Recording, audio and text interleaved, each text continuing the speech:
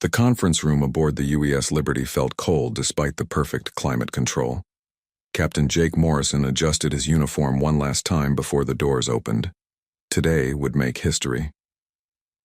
The first official meeting between humans and the Zephyrian Empire was about to begin. "They're coming aboard now, sir," said Lieutenant Lisa Carter from her position near the door. Her hand rested near her sidearm, a habit from years of security work on Mars Colony 7. The red dust of that harsh world had taught her to always be ready for trouble. Sergeant Kevin Brooks checked his translation equipment one more time. The young communications officer had studied every piece of data about the Zephyrians they could find, which wasn't much. The aliens had made contact 3 months ago, demanding this meeting. Their message was simple and direct: submit to the Empire or face war. The doors slid open with a soft hiss. 3 massive figures entered the room, each one over 8 feet tall. Their crystalline blue skin caught the light and threw it back in sharp angles. 4 arms hung from their broad shoulders, ending in hands with 3 clawed fingers each. Their faces were alien but somehow familiar, with 2 large eyes above a mouth filled with sharp teeth. General Vorthak led the group. Gold markings covered, his arms and chest showing his high rank. Behind him walked Commander Zexil, younger and eager, his silver markings bright against his blue skin. A third alien remained silent, carrying what looked like recording equipment. "Welcome aboard the Liberty," Captain Morrison said, standing from his chair. "I am Captain Jake Morrison, representing humanity in these talks." General Vorthak looked around the room with barely hidden disgust. "So small," he said through the translator. His voice was deep and rumbling. "Your ship, your people, your weapons. How did such weak creatures spread across so many worlds?" Lisa felt her jaw tighten at the insult, but she kept her face blank. Years of dealing with drunk miners and claim jumpers on Mars had taught her patience. Kevin shifted uncomfortably beside her, his hand moving to his notepad. "Please sit," Morrison said, gesturing to the large chairs they had brought in specially for the Zephyrians. "We have much to discuss." The aliens sat, their chairs creaking under their weight. General Vorthak placed all 4 hands on the table, his claws scratching the metal surface. "There is little to discuss, human. You will join the Empire as a subject race. Your worlds will provide resources and workers. Your military will be dissolved. This is not a request." Morrison felt his diplomatic training kick in. "Stay calm. Find common ground. Avoid conflict. General, we appreciate your offer, but humanity values its independence. Perhaps we can find a mutually beneficial arrangement, trade agreements, technology sharing, mutual defense pacts." Commander Zexil laughed, a harsh sound like breaking glass. "Mutual defense? What could weaklings like you offer the Empire? Your largest ships are toys compared to our battle cruisers. Your weapons are barely capable of hunting small animals. We've survived and thrived on dozens of worlds," Morrison replied calmly. "We must be doing something right." "Garden worlds," Vorthak said with a wave of one hand. "Soft planets that require no strength to inhabit. The Empire has studied your colonies. Comfortable temperatures, breathable atmospheres, gentle gravity. Any race could live on such easy worlds." Lisa couldn't help herself. A short laugh escaped her lips. Both aliens turned to stare at her, their eyes narrowing with anger. "Something amuses you, female?" Commander Zexil demanded. In Zephyrian society, females were property, meant to be silent unless spoken to. The fact that this human woman had made a sound during important talks was insulting beyond measure. "I'm sorry," Lisa said, not sounding sorry at all. "It's just funny hearing Mars called a garden world, or Titan base, or New Alaska Station." "Silence," Zexil roared, rising from his chair. "You will not speak during these discussions." Morrison started to stand, but Lisa was already moving. She stepped forward toward the captain, leaning down to whisper in his ear. It was a normal thing for security officers to do, keeping their commanders informed during tense situations. To Commander Zexil, it looked like open defiance. This female was not only speaking, but now daring to interrupt the males during their conversation. In Zephyrian culture, such behavior required immediate correction. Zexel moved faster than his bulk suggested possible. His lower left arm shot out, intending to grab Lisa's shoulder and pull her away from Morrison. He would teach this soft human, female her place, show her the proper respect due to Zephyrian warriors. What happened next took less than 2 seconds but would be remembered by everyone in that room for the rest of their lives. Lisa felt the alien hand reaching for her before she saw it. Growing up on Mars meant developing perfect awareness of your surroundings. The thin atmosphere and hostile wildlife didn't forgive mistakes. Her body reacted before her mind fully processed the threat. She twisted away from Zexel's grasping claw, her elbow coming up in a sharp arc. The blow caught the commander's wrist joint, causing him to roar in pain and surprise. But Lisa wasn't done. Her other hand grabbed his extended arm, using his own forward momentum against him. A quick step to the side and a sharp pull sent the massive alien stumbling forward. Zexel tried to catch himself with his other arms, but Lisa was already inside his reach. Her knee came up hard, finding the soft spot just below his ribcage. The commander's breath left him in a whoosh of pain. He doubled over, gasping for air that wouldn't come. Lisa stepped back, her hands ready for another attack.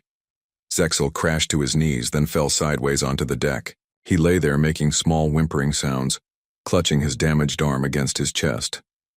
The room fell completely silent except for the alien's labored breathing. General Vorthak had frozen halfway out of his chair, all 4 hands gripping the table edge. Kevin's mouth hung open in shock. Morrison stared at his security chief with something between amazement and worry. Lisa straightened her uniform with steady hands. She looked down at the fallen commander without emotion. "Next time, ask permission before touching someone," she said quietly. The silence stretched on. Outside the viewports, stars wheeled slowly as the ship maintained its orbit. Inside the conference room, everything had changed. The Zephyrian certainty about human weakness lay shattered on the deck alongside their wounded commander. General Vorthak's eyes moved from Lisa to Zexel and back again. When he finally spoke, his voice held a note that hadn't been there before: uncertainty. The silence in the conference room felt heavier than the artificial gravity. Commander Zexel lay curled on the deck, making soft groaning sounds as he held his injured arm. His breathing came in short, painful gasps. The proud Zephyrian warrior, who had entered the room minutes ago, was now reduced to a whimpering mass of blue crystalline skin and damaged pride. General Vorthak slowly lowered himself back into his chair. His 4 eyes never left Lisa, studying her with the intensity of a predator evaluating new prey, or perhaps recognizing a fellow predator for the first time. "What did you do to him?" the general asked. His voice carried less authority than before, replaced by something humans rarely heard from Zephyrians: confusion. Lisa looked down at Commander Zexel without concern. "Broke his wrist, maybe cracked a rib or 2. He'll live, but he won't be grabbing anyone without permission for a while." Captain Morrison found his voice. "Lisa, perhaps you should explain what happened." "Commander Zexel reached for me without permission," Lisa said simply. "I stopped him." The third Zephyrian, the silent one with the recording equipment, knelt beside Zexel. His hands moved over the commander's body, checking for damage. When he touched the injured arm, Zexel screamed. The sound was high and sharp, unlike anything the humans had heard before. "His primary wrist joint is shattered," the medic reported to General Vorthak. 3 ribs are cracked. Possible internal bleeding. He needs immediate medical attention. Vorthak gestured with one hand. The medic activated a communication device and spoke rapidly in the Zephyrian language. Within moments, 2 more aliens entered the room carrying a floating stretcher. They loaded Zexel onto it with careful movements, his groans echoing off the metal walls. As the medical team left, General Vorthak turned back to the humans. "Commander Zexel is a trained warrior. He has defeated dozens of enemies in single combat. He carries the battle scars of honor from 17 different worlds. How did such a small creature defeat him so easily?" Kevin Brooke swallowed nervously. He had never seen Lisa in action before. Sure, he knew she was tough, Mars Colony 7 didn't produce weaklings, but the speed and efficiency of her response had shocked him. The entire fight, if it could even be called a fight, had lasted less time than it took to blink. "I'm not that small," Lisa said. "I'm 5'8". That's average for human females. "You are half Zexel's height and less than half his weight," Vorthak replied. "Yet you dropped him like a sick animal. This should not be possible." Morrison decided to take control of the conversation before things got worse. "General, Lieutenant." Carter acted in self-defense. "Your commander attempted to assault her." "Assault?" Vorthak's voice rose. "He was going to discipline an unruly female. This is proper behavior in civilized society." Lisa felt her temper starting to rise. The red dust storms of Mars had taught her patience, but they had also taught her when patience was a weakness. Civilized societies don't treat half their population like property. "Females are property," Vorthak stated flatly. "They exist to serve males and produce offspring. They do not speak during important discussions. They do not interrupt their betters. Your female's behavior was unacceptable." "My female?" Morrison's voice carried a dangerous edge. "Lieutenant Carter is not my property. She's not anyone's property. She's a trained officer in the Human Colonial Defense Force." The general's eyes narrowed. "You allow females to serve as warriors?" "We allow anyone with the skills and dedication to serve," Morrison replied. "Gender doesn't matter. Ability does." Vorthak looked at Lisa again, his gaze moving from her head to her feet and back up. "She does not look like a warrior. Where are her battle scars, her muscle mass, her weapons?" Lisa unbuttoned her uniform jacket and rolled up her sleeves. Her arms were covered in thin white lines. Some were straight cuts, others were jagged tears. A few looked like burns. "These are from tunnel worms, razor birds, and acid spitters on Mars. The big one on my shoulder is from a cave spider on Europa Station. The burn marks are from plasma rifle training." The general leaned forward to get a better look. In Zephyrian culture, battle scars were signs of honor and courage. The more scars a warrior carried, the more respect they commanded. Lisa's arms told the story of someone who had faced danger many times and survived. "Mars?" Vorthak said. "Our survey teams reported that world as barely habitable. Thin atmosphere, extreme temperatures, dangerous wildlife. No intelligent race should be able to establish permanent colonies there." "No intelligent race except humans," Kevin said with pride. "Mars Colony 7 has been operating for 30 years. Population is over 50,000 now. Impossible. The conditions would kill most species within hours." Lisa pulled up a holographic display from her wrist unit. Images of Mars Colony 7 appeared in the air above the table. Red desert stretched to the horizon under a pale sky. Massive dome structures housed the human settlements. In the distance, dark shapes moved across the sand. Even through the hologram, they looked threatening. "The atmosphere is 20% oxygen, 70% nitrogen, 10% carbon dioxide," Lisa explained. "Surface pressure is about 60% of Earth normal. Temperature ranges from -40 to +60 Celsius depending on the season and time of day." Vorthak stared at the images. "And the creatures?" "Tunnel worms are the biggest problem.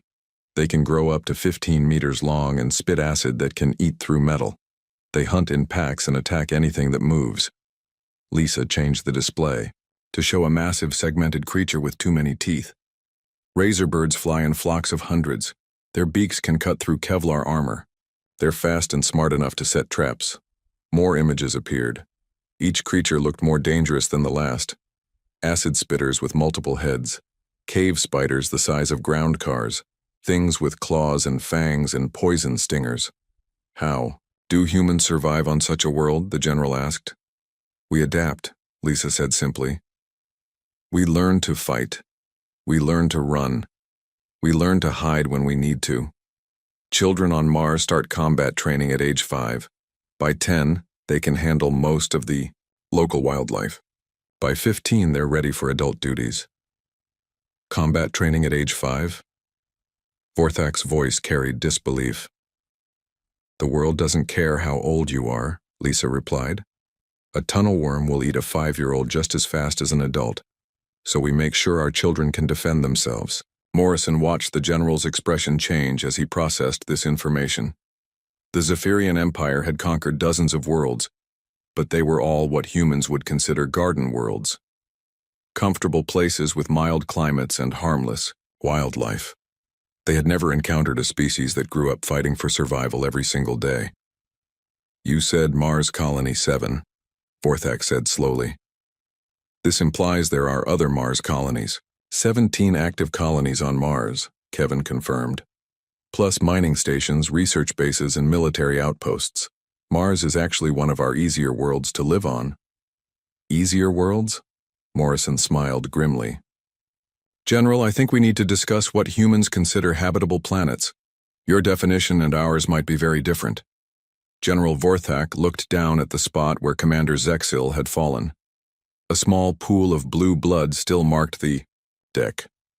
His most trusted aide, a warrior with decades of combat experience, had been defeated in seconds by a human female he could have broken in half with one hand. If she could do that, what could human males do? What could trained human soldiers do? What could an entire army of these Deathworld survivors accomplish?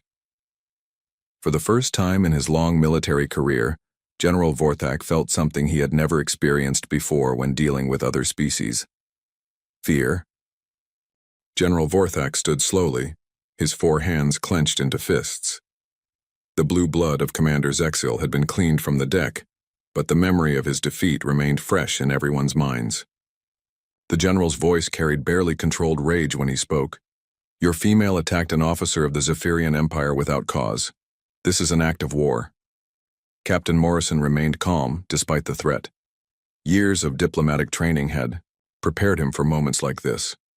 General Lieutenant Carter defended herself against unwanted physical contact. Any court in human space would call it justified self-defense. "She is female," Vorthak roared. "Females do not defend themselves. They submit to proper authority." Lisa stepped forward, her eyes hard as Martian steel. "I submit to Captain Morrison because he earned my respect through leadership and competence. Your commander earned a broken wrist through stupidity and arrogance."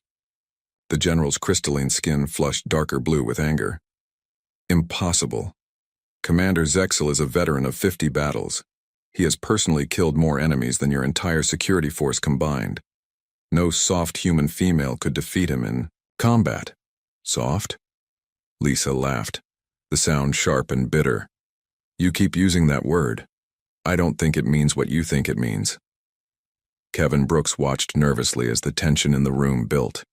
He had studied alien psychology during his communications training. The Zephyrians valued strength above all else. To them, showing weakness was worse than death.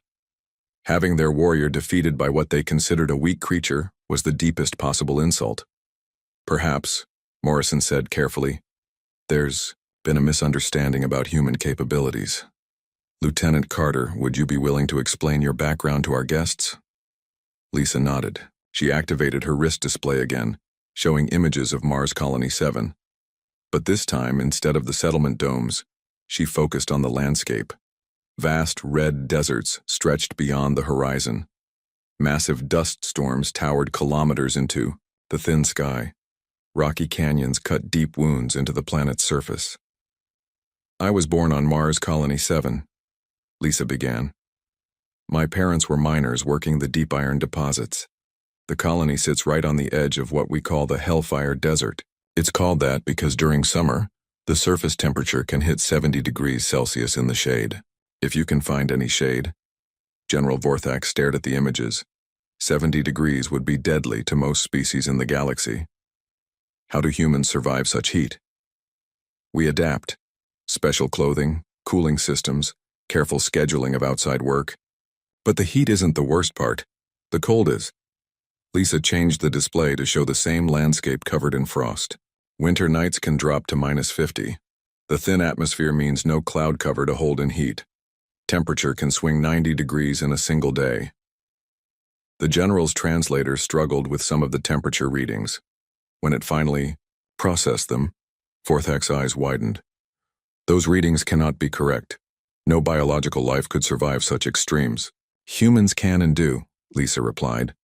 We've been living on Mars for 3 decades, but surviving the weather is easy compared to surviving the wildlife. She showed images of the tunnel worms again. This time, the display included video footage of an actual attack.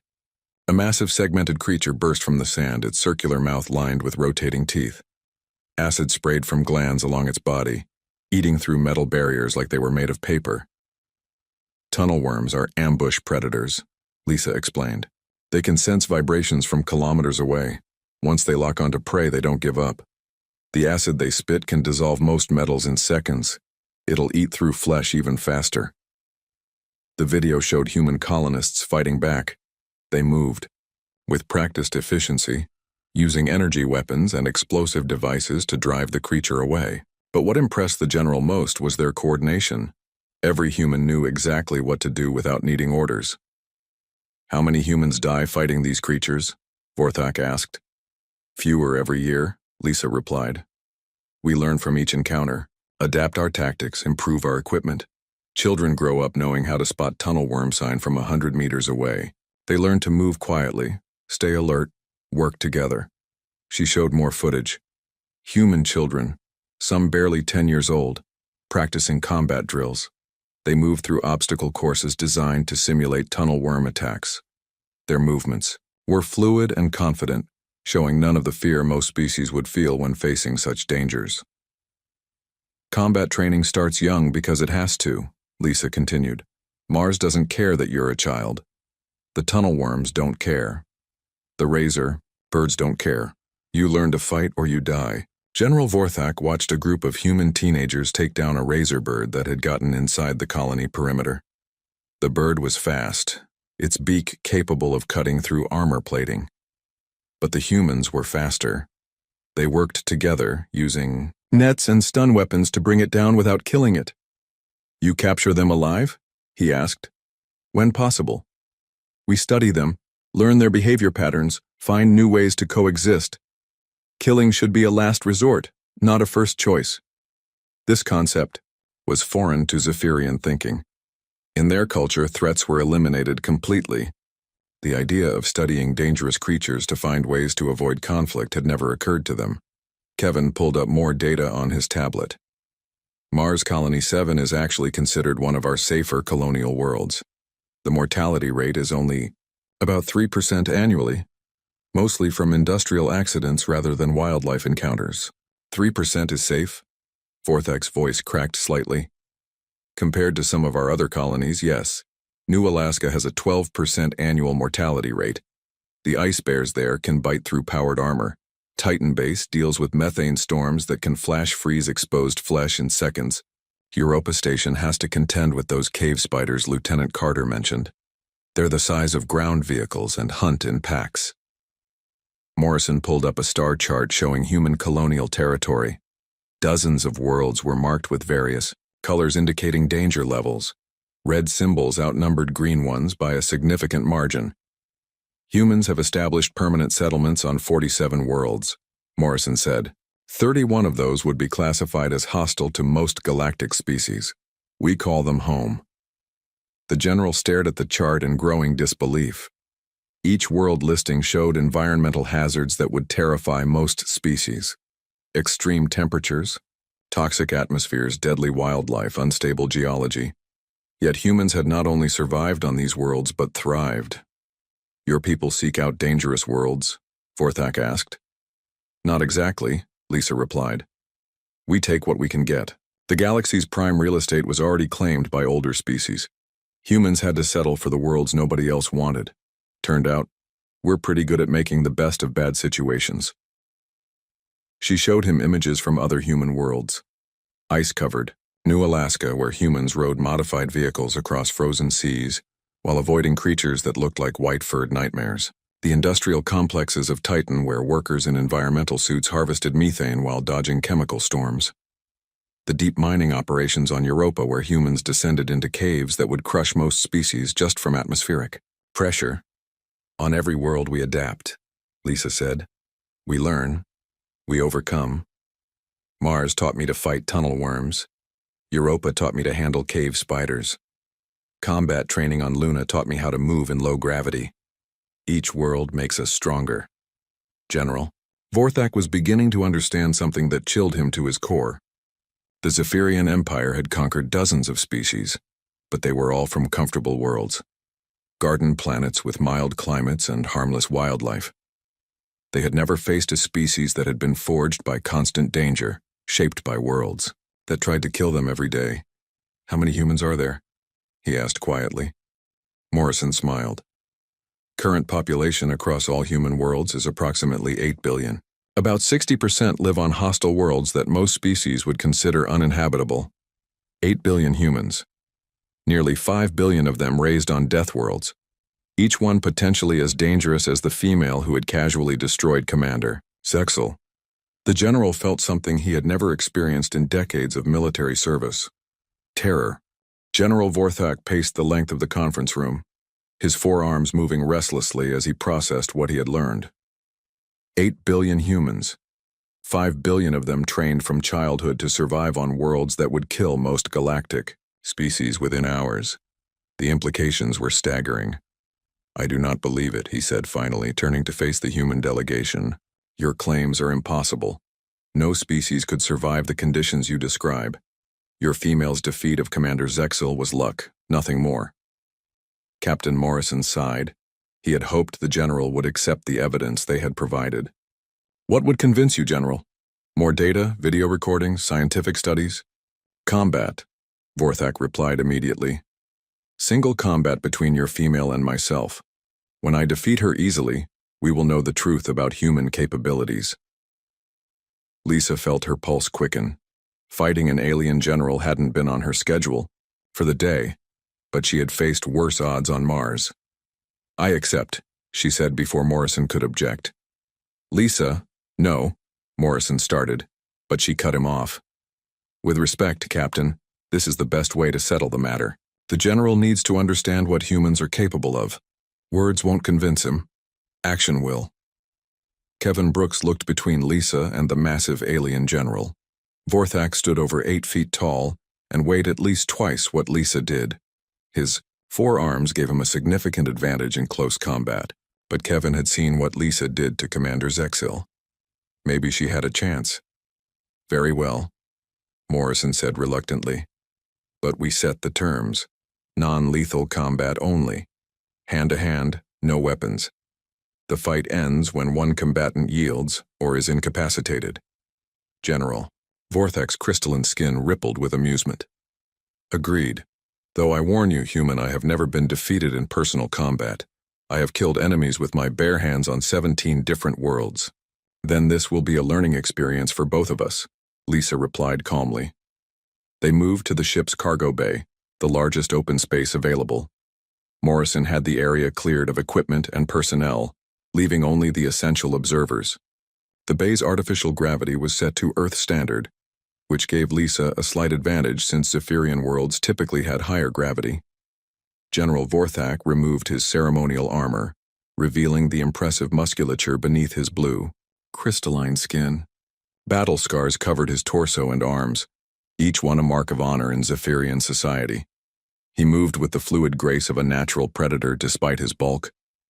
Lisa stripped down to her basic duty uniform, removing anything that could be grabbed or used against her. She had learned long ago that mobility was more important than protection when facing larger opponents. On Mars, you either moved fast or died fast. "Last chance to surrender, female," Vorthak said as they faced each other, across the open deck. "I do not wish to seriously injure you before your captain surrenders your species to the Empire. The only thing surrendering today will be your misconceptions about humanity," Lisa replied. They began to circle each other, looking for openings.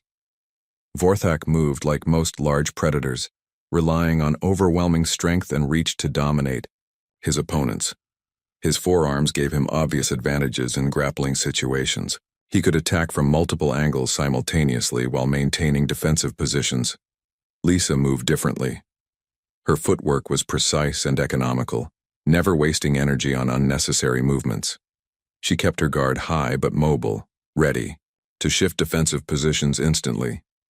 Years of fighting tunnel worms had taught her that the key to defeating larger opponents was patience and precision. Vorthak attacked first, as Lisa had expected. He came forward in a rush, all four arms, reaching for her simultaneously. It was an impressive display of coordination that would have overwhelmed most opponents. But Lisa had fought cave spiders with 8 legs and tunnel worms with dozens of striking appendages. 4 arms were manageable. She dropped low and spun to her right, letting Vorthak's momentum carry him past her. As he went by, she drove her elbow into his kidney area, earning a grunt of pain. But the general recovered quickly, spinning to face her with all 4 hands ready. "First blood to you, human. It will be the last." This time, Vorthak was more cautious. He approached slowly, using his reach advantage to probe her defenses. His upper arms made grabbing motions while his lower arms threw quick punches. It was a more sophisticated attack pattern, one that spoke of real combat experience. Lisa gave ground, letting him think he was controlling the fight. But she was actually studying his movements, looking for patterns. Every fighter had habits, tendencies that could be exploited. Even trained warriors fell into predictable rhythms eventually. The general pressed his attack, trying to corner her against the bulkhead. His 4 arms moved in complex patterns, making it nearly impossible to find safe angles of approach. But Lisa wasn't looking for safe angles. She was looking for the moment when he overcommitted. It came when Vorthak lunged forward with all 4 arms extended, trying to trap her in a bear hug that would end the fight immediately. For just an instant, his center of gravity was too far forward, his base of support compromised. Lisa dropped even lower and shot forward, passing under his reaching arms. Her shoulder hit him just above the knees, and she drove upward with all the force her legs could generate. The technique was called a double-leg takedown in human martial arts. On Mars, they called it a tunnel worm buster because it was the best way to topple the massive creatures when they reared up to attack. General Vorthak's feet left the deck. For a moment, 8 feet and 600 pounds of alien warrior hung in the air, his arms windmilling for balance that wouldn't come. Then he crashed down hard, the metal deck ringing like a bell under his impact. But Lisa wasn't done. As the general hit the ground, she spun around behind him and wrapped her arms around his thick neck. It was a chokehold, cutting off blood flow to his brain. On Mars, she had used the same technique to subdue wounded tunnel worms without killing them. Vorthak thrashed wildly, his forearms reaching back to grab her. But Lisa had positioned herself perfectly, staying just out of reach while maintaining the pressure on his neck. His superior strength meant nothing if he couldn't bring it to bear effectively.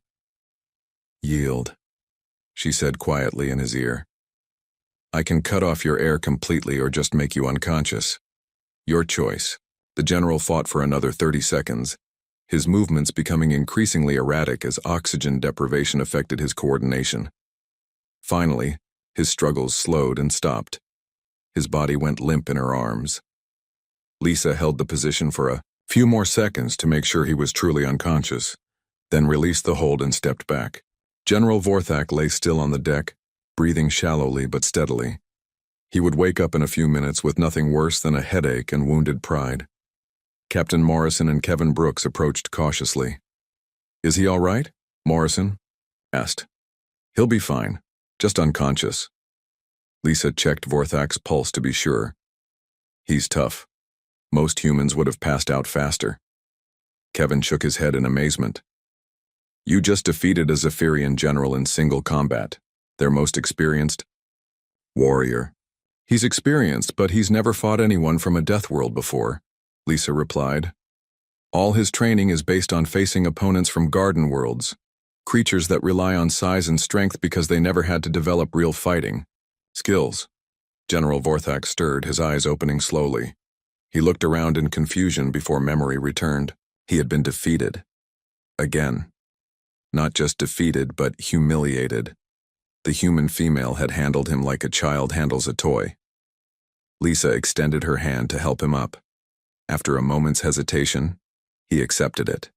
His legs were unsteady as he regained his footing, but his pride was hurt worse than his body. "How?" he asked simply. "Training, experience, necessity." Lisa met his four-eyed gaze steadily. I've been fighting things that wanted to kill me since I was 5 years old. You've been fighting things that wanted to dominate you. There's a difference. General Vorthak looked at this small human female who had just done what no enemy in 50 years of warfare had managed to accomplish.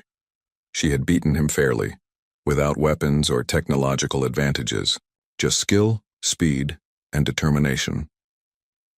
For the first time in his adult life, General Vorthak felt respect for a member of another species, and that respect was accompanied by a growing certainty that the Zephyrian Empire had made a terrible mistake in trying to conquer humanity.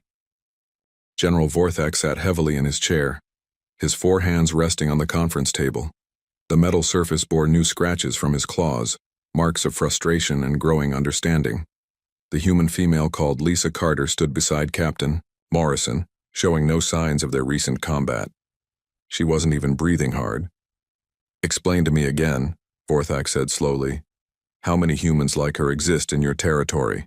Morrison consulted his tablet. Colonial Defense Force personnel number approximately 50 million across all human worlds. About 30 million of those come from high-risk colonies like Mars, Europa, and New Alaska.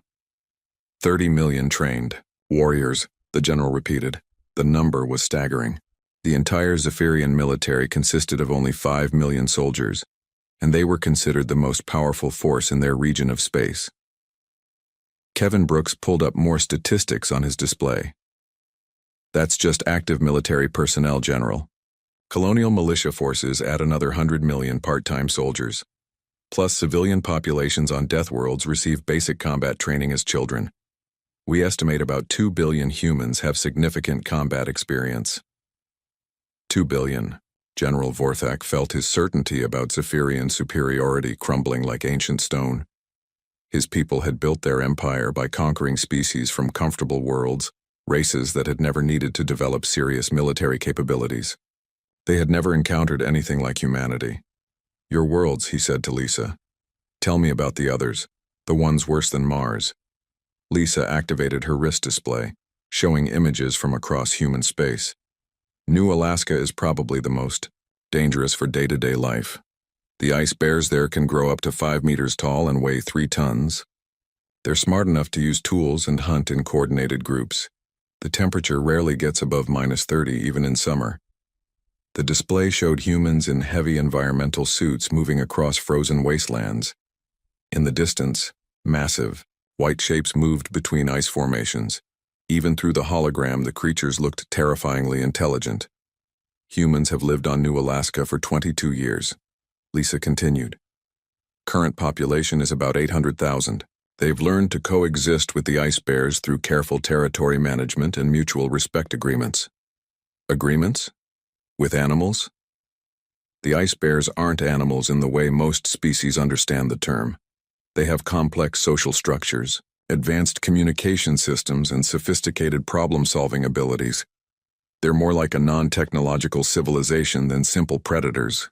General Vorthak stared at images of humans and ice bears working together to build some kind of structure in the frozen landscape. It was a concept his mind struggled to process. The Zephyrian way was simple: kill threats or dominate them completely. The idea of negotiating with dangerous creatures was alien to their thinking. Then there's Europa Station, Kevin added. The cave spiders there are the size of ground vehicles, but they're also incredibly intelligent. They've learned to recognize human technology and adapt their hunting strategies accordingly. Humans had to develop entirely new military doctrines just to survive there. More images appeared. Underground complexes carved into ice and rock. Humans in powered armor moving through tunnels while massive spider-like creatures watched from the shadows. The spiders were bigger than anything in Zephyrian space, yet the humans seemed to coexist with them. How do you fight creatures that large? Vorthak asked. Usually we don't, Lisa replied. Fighting is expensive and dangerous for both sides. We've learned to communicate with most of the really intelligent predators. Trade agreements work better than warfare in the long run. Trade agreements with spiders? Cave spiders are excellent. Miners. They can excavate tunnels in conditions that would kill humans instantly. We provide them with certain metals they need for their nests. and they help us access deeper ice deposits. Everyone benefits. This was revolutionary thinking to a Zephyrian mind. Their species had achieved dominance through military conquest and absolute control. The concept of mutual benefit with dangerous creatures challenged everything they believed about power and survival. Captain Morrison leaned forward. "General, I think you're beginning to understand why humanity values independence. We've spent centuries learning to adapt and survive in impossible conditions. We don't submit easily to outside authority because we've never had the luxury of relying on others for protection." "Your proposal," Vorthak said after a long moment. "The Mutual Defense Pact. Explain it again." "Simple concept," Morrison replied. "Our species work together as equals. We share technology, coordinate military responses to external threats, and establish trade relationships that benefit both civilizations. No conquest, no subjugation. Partnership." The general considered this. His orders from the Zephyrian High Command had been clear. Bring these humans into the Empire as subjects or destroy them as threats. But his experiences today had shown him that neither option was feasible. Humans couldn't be easily conquered, and trying to destroy them would likely result in devastating casualties for Zephyrian forces. What could the Empire gain from such an arrangement? He asked. Kevin pulled up technical specifications on his tablet. Human adaptive technology is probably our greatest strength. We've developed solutions for surviving in environments that most species consider impossible. Thermal regulation systems, atmospheric processors, hostile wildlife management protocols, deep mining equipment designed for extreme conditions, plus military applications, Lisa added. Human combat doctrine has been shaped by facing genuinely dangerous opponents. Our tactics and training methods could be valuable for any species dealing with serious external threats. Morrison activated the room's main display showing a star chart of local space. There's also the simple matter of geography, General. Human territory sits between Zephyrian space and the regions controlled by the Calarian hives. If war breaks out with the Calarians, wouldn't you prefer to have humanity as an ally rather than a neutral party or potential enemy? The Calarian hives were a constant source of concern for the Zephyrian military. Their insectoid warriors bred rapidly and showed no fear of death in combat. The Empire had been preparing for eventual conflict with them for decades. 30 million human soldiers would certainly be useful in such a war, Vorthak admitted, especially if they fight with the same effectiveness your female demonstrated. We fight better in groups, Lisa said with a slight smile. Individual combat is useful, but humans excel at coordination and teamwork. We've had to. Growing up on worlds where cooperation means survival. The general stood and walked to the viewport looking out at the stars. His entire worldview had been shaken in the course of a few hours. The humans weren't the weak species he had expected. They were something unprecedented in his experience, a civilization forged by constant danger, shaped by worlds that would kill the unprepared without mercy. "I will need to consult with my superiors," he said finally. "These developments require discussion at the highest levels of command." "Of course," Morrison replied. "Take all the time you need. But General, I hope you'll make them understand that humanity doesn't respond well to threats. We prefer cooperation to conquest, but we're very good at both." Vorthak turned back to the human delegation. Commander Zexel had been wrong about everything. These weren't soft creatures from garden worlds. They were something far more dangerous. Survivors who had learned to thrive in conditions that would destroy most species.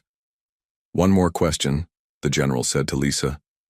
"Earlier, you mentioned that Mars Colony 7 was considered one of your safer worlds. What would you classify as your most dangerous human settlement?" Lisa thought for a moment. "Probably Hell's Gate Station in the Proxima system. The planet has an active volcanic core, sulfuric acid rain, and atmosphere that's 90% carbon monoxide. Plus the local wildlife includes things we call fire dragons because they can breathe actual flames. And humans live there voluntarily? About 50,000 of them. The mining is incredible and the geothermal energy is virtually unlimited. The people there are some of the toughest humans you'll ever meet.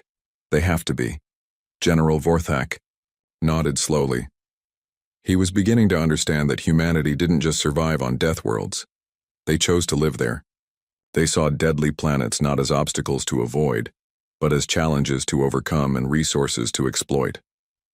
"Captain Morrison," he said formally, "I believe the Zephyrian Empire would be very interested in discussing your proposed mutual defense agreement as equals." The words were difficult for him to say.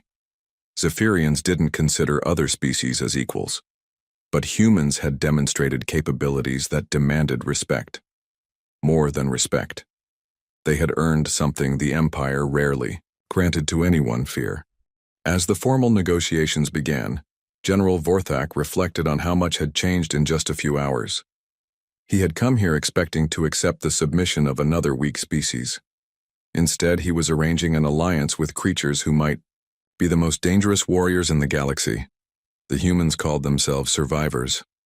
General Vorthak was beginning to think they might be something else entirely. They might be the future of warfare itself. And the Zephyrian Empire had better learn to work with them rather than against them. Because if today had proven anything, it was that humanity didn't lose fights. They adapted over